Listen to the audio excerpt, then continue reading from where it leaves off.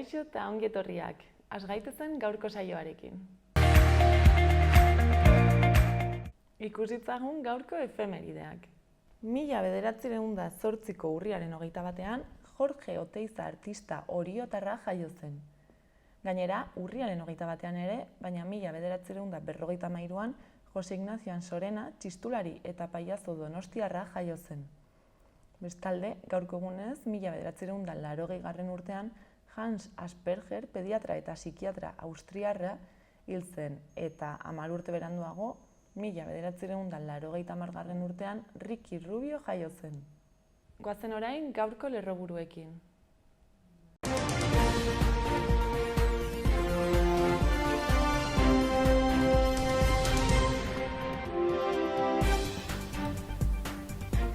Arratsalde-on eta ongi etorri bertan berri albistegira, gaur urriaren 21 osteguna hauek dira Iruña herriak eta Nafarroak utzitako albiste nagusienak.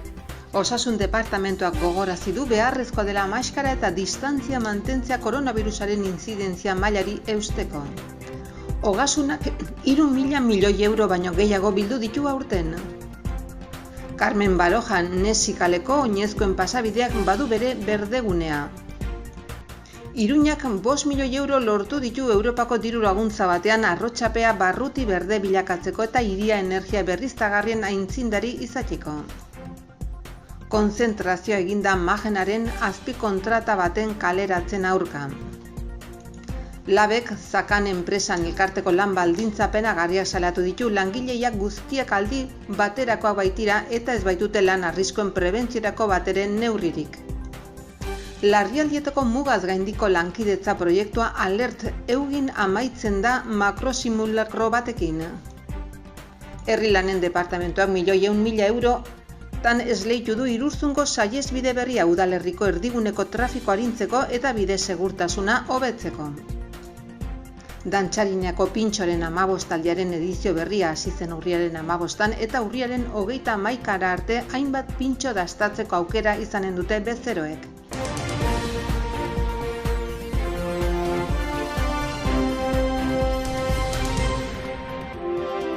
Asteontako agenda errepasatzen jarraituko dugu. Bihar, Recuperados, Parranda Aske Isnota Crime kontzertuak izanen dira zentralen 10 euroko sarreraren truke arratsaldeko 6:30 aurrera. Larunbatean bestalde, goizeko 10etan, Borroka Armatuak Euskadin liburuen inguruko solasaldiak eginen dituzte Laban. Eta larunbat arratsaldean, 5etan hasita, geltokin ipuinak ipuin saioa egonen da. Azken saioan, Xavier Olasoren 2005ean Euskadi Literatura Saria jaso zuen Pupuan Trapua poema liburuko poemez gozatzeko aukera izanen da. Horretarako gainera, Idoia Tapia antzezle eta musikaria ere izanen da bertan. Pasa gaitezen orain gaurko komunikabideen azalak aztertzera. Diario de Notiziasekin hasiko gara. Hezkuntzak ikasleengan bere buruaz beste egiteko ideiak areagotu direla hauteman duela dio titularrak. Argazkian, Eugin egindako Alert maniobra erakusten du. Horretaz gain, Nafarroako supermerkatuetan freskagarri, olio eta zukuen prezioak gora egin duela jakinarazten du azal honek. Gainera, Villarejok gerra zikina zuritu eta naparraren desagertzea justifikatu duela ere jasotzen du. Bestalde, IESaren aurkako batzordeak sexu transmisioko infekzio gehiagotaz ohartarazten duela nabarmentzen du Notiziasek. Gai aldatuz, Navarra Sumak biktimen omenaldiei boikot egin diela aipatzen du. Bestetik, Joana Artiedak Nafar gozogintza munduan barrena daramala ere jasotzen du. Osasunari dagokionez, Serafin, 11 leyenda eta 80 metroko bandera mendeurrenaren errematea izanen direla azpimarratzen du. Eta bukatzeko, Robe Iniestak larunbatean arenan arituko denak ez diola Extremodurori atea isten jasotzen du azal honek. Diario de Navarrara pasako gara. Titularrak dioenez, Otegik agerian utzi du Bilduren presoak aurrekontuen trukeko estrategia erreala. Argazkiaren bidez, biktimak ez zirela omenaldira joan nabarmentzen du. Bestalde, COVID kutsatzeak 140 hazi direla jakinarazten du, baina osasunak aurreikusteko modukoa dela deritzola ere aipatzen du. Gai aldatuz, erregeen kabalgatan boluntario izateko Iruñean ilarak izan direla jasotzen du azal honek. Horretaz gain, Europar Batasuneko proiektu batek Matesarako plaka fotovoltaikoak aurreikusten dituela azpimarratzen du. Eta, azkenik, Lau Monolitok eta San Juan Kornerrak osasunaren mendeurrena bete duela aipatzen du. Gararekin jarraituko dugu. Etarik gabeko 10 urteak nabarmentzen ditu azal honek, eta Aita Mariren egoerari ere tartea eskaintzen dio. Argazkiaren bidez aldiz, Senatuak Bolsonaroren inputazioa eskatzen duela jakinarazten du. Horretaz gain, Grandak bere atxiloketa gobernuari egotzi diola ere aipatzen du azal honek. Gainera, Parisek abiadura handiko trenaren proiektua indartu duela azpimarratzen du. Eta bukatzeko, herri arduralaritzaren euskal erakundea Osakidetzako lepetik kanpo egoteagatik sortutako erretzeloak nabarmentzen ditu. Berriara pasako gara. Albiste nagusiak etarik gabeko lehenengo hamarkada nabarmentzen du. Gai aldatuz, Bergaran paper hondakinen planta bat eraiki nahi dutela jakinarazten du azal honek. Baita Brasilgo Senatuak Bolsonarori gizateriaren aurkako krimenak egoztea proposatu duela ere. Amaitzeko, Alex Gurrutxagak Xabier Leteri buruzko saiakeragatik Euskadi saria irabazi duela aipatzen du. Eta Euskal Herria irratiarekin bukatuko dugu. Albiste nagusiak Maite Zigandaren deklarazioak nabarmentzen ditu. Esanez, Nafarroa aitzindaria dela familia transnazionen eskuhartze terapeutikoan. Bestalde, azken urtean, Nafarroako ikasleen artean suizidio asmoak gora egin duela jakinarazten du. Eta azkenik, ostiral honetan, Ximur jaso ikastolaren musikala ikusteko azken aukera izanen dela gogorarazten du.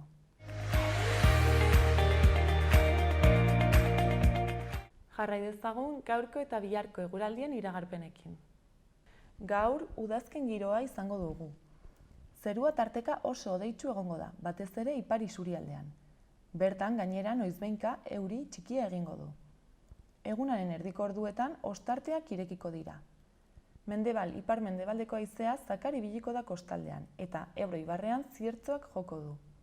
Temperatura maksimoak asko jaitsiko dira, atzokoak baino 10-12 gradu baxuagoak izango baitira hainbat puntutan. Eta bihar, ostiralean, termometroek beste koska bat egingo dute behera. Temperatura maksimoek ez dituzte 15-16 graduak gaindituko orokorrean. Pirinioetako gailur garaienetan elur apur bat egin dezake. Zerua oso hodeitsu egongo da eta euria egingo du, bereziki ipar partean eta goizean. Arratsaldean apurka atertzen joango da, eta gauean guztiz atertuko du. Orduan ostarteak zabalduko dira. Iparraldeko haizea zakar ibiliko da haizeguneetan.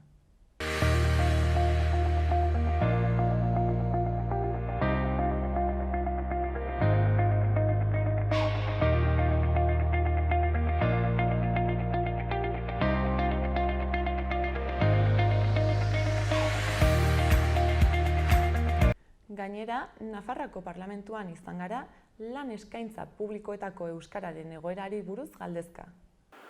Bueno, zer esango dizut, penagarri iruditzen zaigu.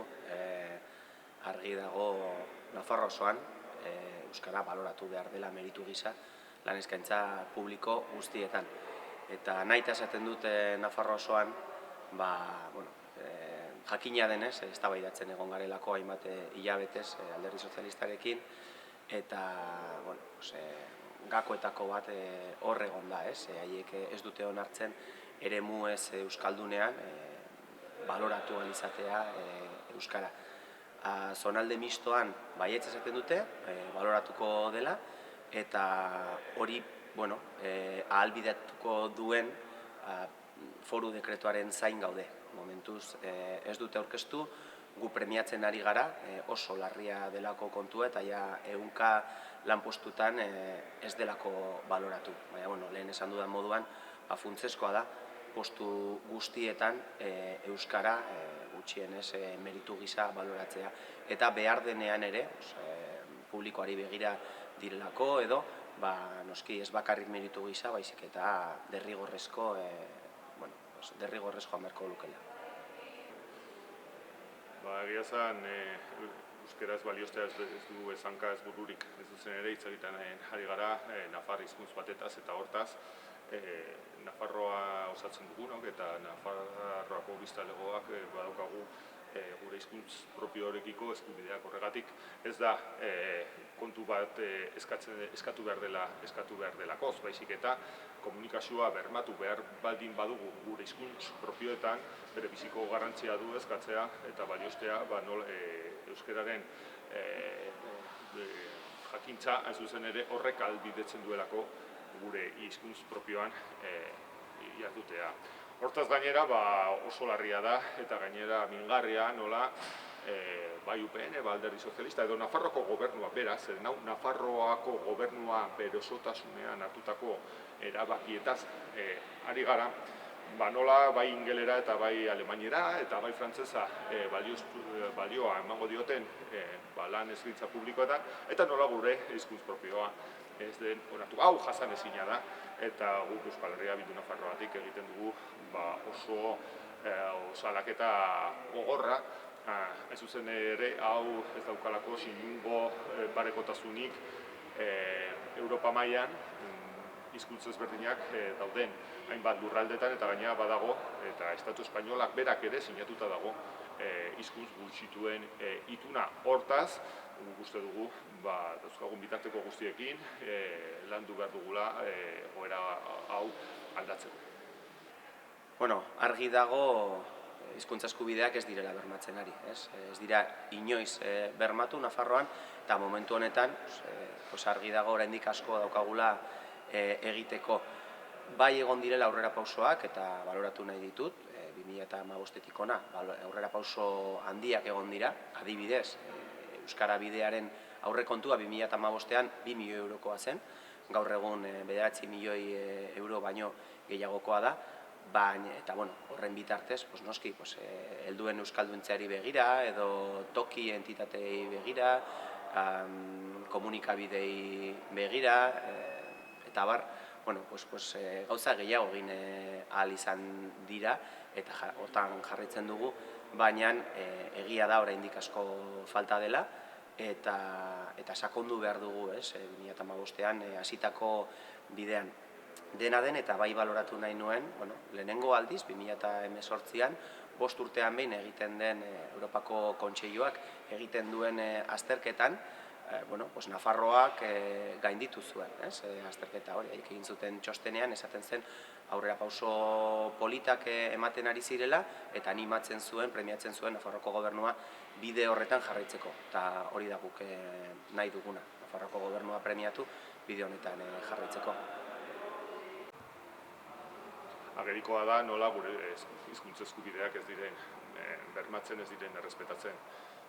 Hainbatetan, esaten du ni Tafaiakoa naiz, eta azkenean lortu genuen, zonalde misto deituriko horretan sartzea, baina gaur egun, adibidez, batxillergoa ikasteko, Tafaiarrok nahi eta nahi ez, Iruñera joan behar dugu, euskarazko eskaintza ez dagoelako, Tafaian, eta hainbat zonaldetan, adibidez hezkuntza arloan, ez dira hizkuntz eskubideak bermatzen. Hizkuntz eskubideak zein dira, bada gure hizkuntz propiorekiko dauzkagun eskubideak eta eskubide oinarrizko eskubidea da zuzentzea gure hizkuntz propioan. Zenbat eta zenbat administrazio publikoko bulegoetan ezin dugu gure hizkuntz propioan hitz egin. Horrek suposatzen du, hain zuzen ere, gure hizkuntz eskubideak urratuak izatea onartzen dugu eta jakiten dugu, hau ez dela egun batetik bestera lortuko, hain zuzen ere, hainbat eta diglosiaren egoera eta hainbat jendek oraindik euskararen jakintzan aurrera egin behar duelakoz. Hau esan da, eragile publikoak eta instituzio publikoek plan bitxak, euskara planak izan beharko lituzkete, hain zuzen ere, egoera normalizatu batera heltzeko, eta hori da guk proposatzen duguna eta gu horren alde egiten aldugu. Aldiz, ikusten aldugu adibidez kontratuen azkeneko legean nola Navarrasumak eta Alderdi Sozialistak adibidez bat egin zuten administrazio publikoek enpresekin egiten dituzten obretan eta enkarguetan euskara bultzatzeko nolabaiteko konpromisoa izan dezatela. Hau da, aurretik zegoen konpromiso hori bat egin zuten Alderdi Sozialista eta Navarrasuma legeetatik ezabatzeko. Eta hortaz, euskarafobia nagusitzen ari da, bereziki, izan behar dugu legealdi honetan, eta hau oso kezkagarria da, ez Euskal Herria Bildu esaten dugulako, baizik eta nafar guztion hizkuntz eskubidean eragiten duelako. Bueno, lehenik eta behin, lehen esan dudan moduan, bai ala bai, Nafarroa osoan, baina gutxienez, Alderdi Sozialistak konpromiso hartu duen bezala, gutxienez, zonalde mistoan, euskararen balorazioa, zalantzari gabe. Gure ustez Nafarroa osoan, baina behintzat, eta ja premiazkoa delako, behintzat eremu mistoan baloratu behar da, eta baloratu behar da atzerriko hizkuntzak, baina gehiago, beste gauza bat, mingarria da. Horretaz aparte, bueno, ja jasota dagoen gauza batean sakontzea uste dugu oso garrantzitsua dela. Eta zer da? Bueno, hizkuntza planak. Hizkuntza planak dira benetan bermatzen dutenak Nafarroako administrazio publikoetan euskarazko harrera, euskarazko arreta jaso ahal izanen dugula euskaldunok. Horre jasotzen da zeintzuk diren lanpostu horiek, publikoari begira dauden lanpostu horiek, jasotzen dira eskakizunak, eta horri nahiko aurreratuta dago. 2017ko dekretuaren parte hori ez zelako bertan bera utzi, eta espero dugu hurrengo hilabetetan alde honetatik berri onak jasotzea, eta ikustea nola ja gauzatzen ari diren, eta amaitzen ari diren, lortzen ari garen ja emaitza batzuk, zeren, iritsi ginenean boterera, Nafarroako lanpostu publikoen bakarrik 0,9% eskatzen zen euskara, eskakizun gisa. Gaur egun 2,5%koa da, oraindik oso txikia da, irudikosti da, baina oso txikia da portzentaia, eta hizkuntza planen bitartez espero dugu portzentaia hauek desente igotzea, eta benetan Nafarroako herritarrei elebidunezko arreta eman eta eskaini ahal izango zaiela. Dekretu batek kontutan izan behar du, dekretua da gobernu bakoitzaren, gobernua berosotasunaren erabaki bat. Hau da, dekretuak gobernu guztiak hautatzen du, eta hor gobernuan badakigu Alderdi Sozialista, eta Podemos aldugu egon badaudela, eta hoien guztien erabaki bat da. Zen gero, kontseilari bakoitzak orden foralen bitartez, bere erabaki propioak hartzen alditu. Baina dekretu bat Nafarroko gobernu osoa egiten dugu. Eta hortaz, guk eskatzen diogu gobernu osoari guztiari dekretu bat bideratu ditzala, nun hizkuntza eskubideak bermatzen diren, nun euskara nolabait bultzatzen den, errespetatzen den, eta euskararen egoera hobetzeko apostua egiten den. Zen, orain arte, iragartzen ari direna da kontrakoa, hau da, murrizketak euskararen egoera pizkanaka txokoratu eta edatu beharrean eta normalizatu beharrean aurkako apostua egiten dituzten mezuak zabaltzen ari dira. Horregatik dekretu horrek ahalbidetu beharko luke edozein nafar, edozein lekutan euskaraz mintzatzeko, bizitzeko eta ikasteko aukera bermatua izatea. Hori oinarrizkoa da, Europan badauzkagu hainbat eta hainbat adibide nola egiten alden eta nola egiten den ikusi ahal egiteko, eta Europarra badin bagara, hainbatetan, hitz egiten dugu Europaz, ikus dezagun baita ere nola jorratzen den Europak mailan hainbat lurraldetan horrelako diglosia eta hizkuntz gutxituen egoera, ez zuzen ere, dekretuetan hizkuntz eskubideak bermatuak izan daitezen. Asteburu honetan ezagutu dugu Zerbini epaileak, Martin Villa inputatu duela, eta oso berri pozgarria iruditzen zaigu. Alde batetik, frankismoaren eta post-frankismoaren impunitatearekin amaitzeko lehenengo pauso polita delako, justizia unibertsalean beti sinistu dugunontzat, aurrera pauso garrantzitsua da, auzipetze hau. Gero, alde batetik hau esaten nuen, bestetik ere, pena handia ematen digu eta esanguratsua da Argentina herrialdean, egin behar izatea hau eta ez Espainiako estatuan. Esanguratsua esaten dudan bezala, hemen justiziaren aldetik senideek eta elkarteek ez dutelako inoiz laguntzarik izan. Eta amaitu nahi nuen, zuzen ere, elkartei, senidei eta lagunei gure zorionak emanez, 53 urte pasatu ondoren, badirudielako bilatzen zutena lortu alizanen dutela. Diot, azken hau, badirudiela, oraindik pauso batzuk falta direlako, eta bideo honetan espero dugu, ja esan dugu publikoki eta berresten dut, espero dugu Espainiako administrazioek, Espainiako justiziak inolako oztoporik ez jartzea. Bai, agerikoa da, pandemia bat igaro ostean, instituzio publikoek badukatela bere esku egoerari aurre egitea. Hainbat eta hainbat eragileek, hainbat kultur arloan pentsatzen ari naiz, baina baita ere hainbat ekimen ekonomikoek oso kolpatuak izan dira. Eta hortaz, eragile publikoek beraien aurrekontuen bitartez benetan erabilgarriak eta positiboak izango diren politikak bideratzeko aukera dute. Horregatik Euskal Herria Bildu aurrekontuen eztabaida honetan, hemen Nafarroako Parlamentuan eztabaidatu eta bozkatuko dena, gu lehen etxiko dugu beti ere justizia sozialan oinarrituko diren bitartekoak ezartzeko aukera. Momentu honetan guk negoziaketetan gaude, hizketan ari gara, arloz arlo, eta guk saiatuko gara Euskal Herria Bildu gure ardura politikoa jokatuz eta baita ere gure indarra erabiliz ez zuzen ere aurrekontuek bermatu ditzaten benetan Europatik etorriko diren diru eta kopuru hoe guztiak ez joateko hainbat enpresen eta etekinak dituzten enpresen mesedetara, baizik eta benetan gizarteari onura bat ekarriko dizkion proiektuetara. Eta hortaz, guk ari gara lantzen eta espero dezagun aurrekontuen eztabaida amaitzen denean benetan erabilgarriak eta interesgarriak izango diren eta onuragarriak izango diren aurrekontu batzuen aurrean egon gaitezen.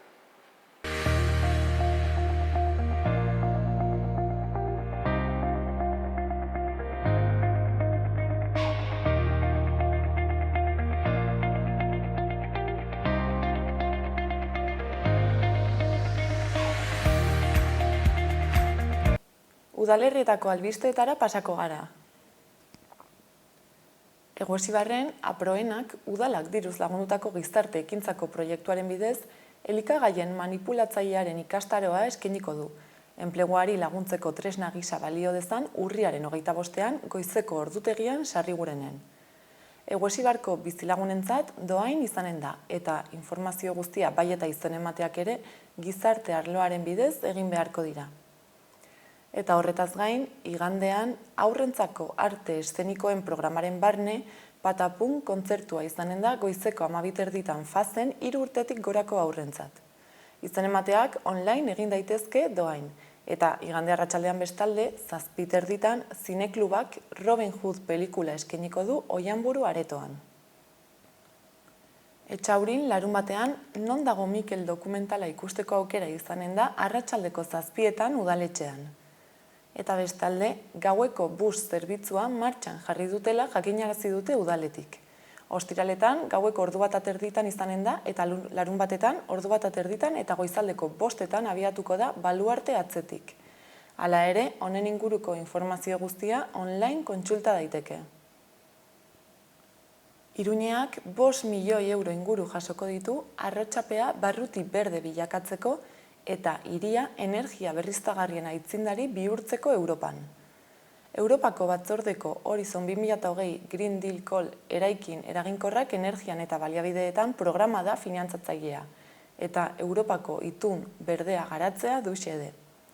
Iruña nazioarteko 3 bazkideetako bat da eta Open Lab proiektu europarraren Espainiako hartzailea. Proiektua 2021ko udazkenean hasiko da gauzatzen, eta 4 urte eta erdiz luzatuko da. Jarduketek Iguer eraikinaren ingurunea eta San Pedroko alokairu sozialeko 12 etxebizitza izanen dituzte ardatz. eraikin horietan energia birgaitzeko teknika berritzaileak aplikatzean eta energia fotovoltaikoko instalazio handi bat egitean datza, zeinak energiaz hornituko baititu, hala eraikin horiek nola auzo osoa, energia komunitate bat sortuta.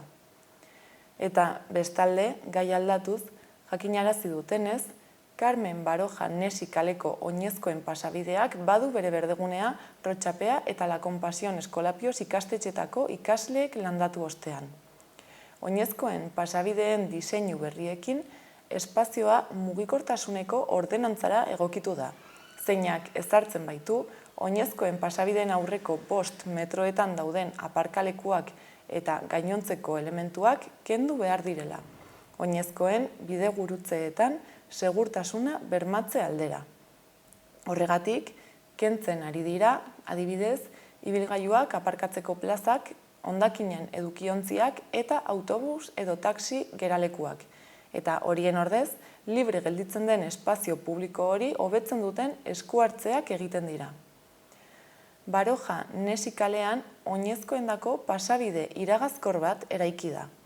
Kontzeptu horrek barne hartzen du alde batetik oinezkoen baldintzak hobetzea eta bestalde drainatze sistema jasangarri bat ezartzea eta uharte berde txikiak sortzea.